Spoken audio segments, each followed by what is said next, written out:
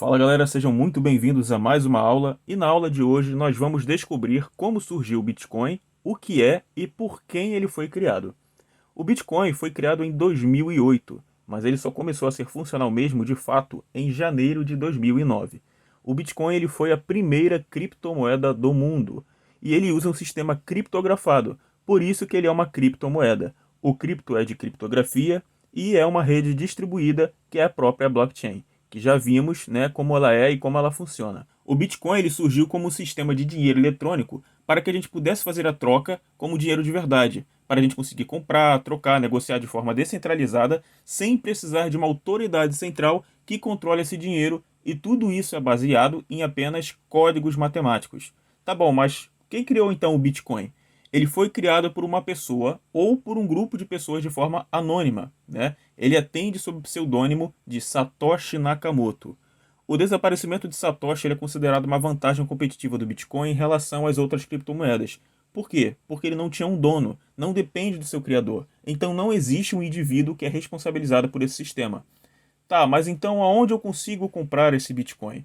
Você consegue comprar seus Bitcoins através de uma corretora de criptomoedas. A gente chama essa corretora de criptomoedas de exchange. Eu não vou entrar em maiores detalhes sobre isso agora, pois teremos um módulo na prática de como vocês compram, como funciona e o que é uma exchange, ok? Então a gente não vai trabalhar agora sobre esse conceito.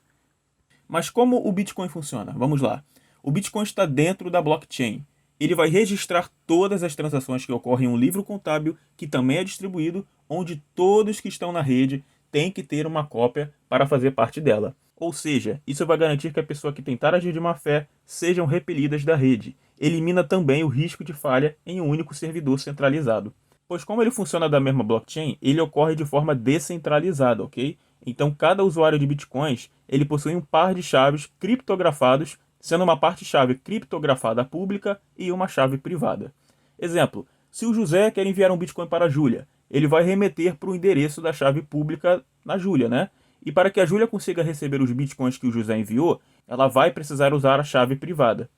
Então as transações vão ser validadas e adicionadas à blockchain através de um processo chamado de mineração, que é também pelo qual novos bitcoins são criados. Mas o que é então mineração de Bitcoin? Basicamente, é por meio da mineração que novos bitcoins são criados e inseridos na rede.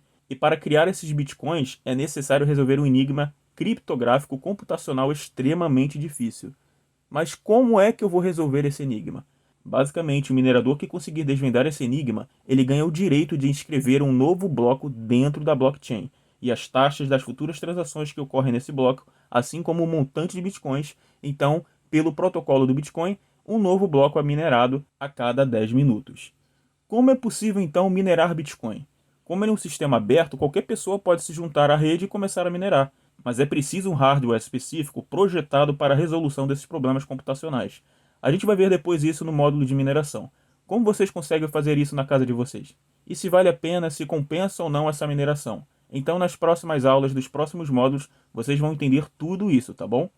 Então mesmo que você possua um hardware específico, os mineradores eles costumam se juntar a um grupo de mineração chamada pools de mineração. Então se esse pool conseguir resolver um enigma, cada membro do grupo vai receber um valor correspondente à quantidade de processamento que contribuiu. Quantos bitcoins existem atualmente? O Bitcoin possui um limite de emissão, então a gente chama o Bitcoin como uma reserva de valor, assim como o ouro, pois ele possui uma quantidade finita, por isso ele se torna tão atrativo, diferente de uma moeda tradicional, como o dinheiro ou como o dólar, por exemplo, que não possuem um limite de emissão.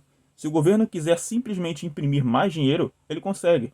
Isso pode também acarretar numa inflação. O Bitcoin já não possui esse problema, pois ele tem uma quantidade finita, e esse limite é de 21 milhões de Bitcoin. Então, até 2019, cerca de 18 milhões de Bitcoins já foram emitidos. Hoje em dia chega a cerca de 18,5 milhões, 19 milhões. Então, isso corresponde a 85% na oferta final dos Bitcoins existentes. E como ocorreu então o primeiro registro de Bitcoin? Basicamente, o primeiro registro de preço do Bitcoin ocorreu no dia 22 de maio de 2010, quando um homem chamado Laszlo Hanieski fez a primeira compra que se tem registro de um produto físico utilizando Bitcoins.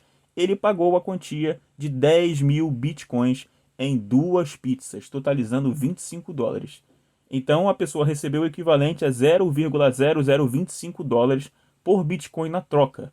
Atualmente, ele teria pago em torno de 2 bilhões de reais nessas duas pizzas. Pode ter certeza que essa foi a pizza mais cara do mundo. E esse cara deve estar muito arrependido de ter feito essa compra hoje em dia. Então, no dia 22 de maio de 2010, ele é comemorado no mundo todo pela galera da comunidade de criptomoedas como Bitcoin Pizza Day.